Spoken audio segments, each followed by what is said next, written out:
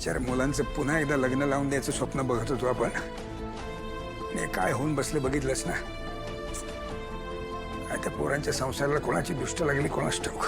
खरं तर दया काका त्यांचे वादाचे मुद्दे इतके क्षुल्लक होते, पण ते भांडण इतकं स्ट्रेच होईल असं खरंच वाटलं नव्हतं मला. हे अशा लहान लहान गोष्टीत मनात साठवत साठवत त्याचं पुढे मोठ्या भांडणात रूपांतर होतं, वादात होतं. पण त्यात केदार हा मुलगा आहे, तारिणीची जबाबदारी आहे ना त्याच्यावरती.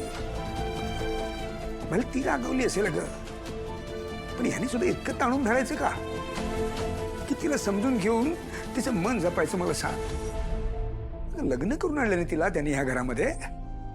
दुसऱ्याची पोर आपल्या घरामध्ये नांदते आहे, बिचारी माहेर सोडून आली आहे तिचं.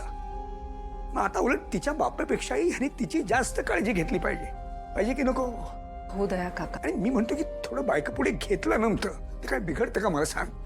हा, बायकोच आहे ना ती. अरे उद्या कोणी असलं नसलं तरी शेवटपर्यंत बायकोचीच साथ असणार आहे, तीच साथ देणार आपल्याला. दया काका, मला असं वाटतं की केदार समजूतदार आहे आणि ते तुम्हालाही माहिती आहे. फक्त आता त्याच्या मनात इतका राग आहे ना की तो काही समजून घेण्याच्या मनस्थितीत नाहीये. नाही नाही नाही, पण हे असं करून चालणार नाही, अजिबात चालणार नाही. मला वाटलं होतं एखाद दिवसात संपेल हा, मिटेल हा विषय, तर आता वाढतच चाललाय. नाही का कौशिकी, काही करून ना या दोघांनी एकत्र यायलाच हवंय. खरं सांगतो, त्या दोघांना एकत्र आणायला हवं आपल्याला. हो दया काका, मी काय म्हणते, आपण त्यांचं लग्न लावून देणारच आहोत ना. मग त्यांना एकत्र आणण्याच्या निमित्ताने आपण जर त्यांचं लग्न लावून दिलं तर म्हणजे सगळ्यांसमोर त्यांचं लग्नही होईल आणि सेलिब्रेशनच्या ॲटमॉस्फिअर मध्ये ते त्यांची भांडणं विसरून एकत्रही येतील. करेक्ट आहे ताई.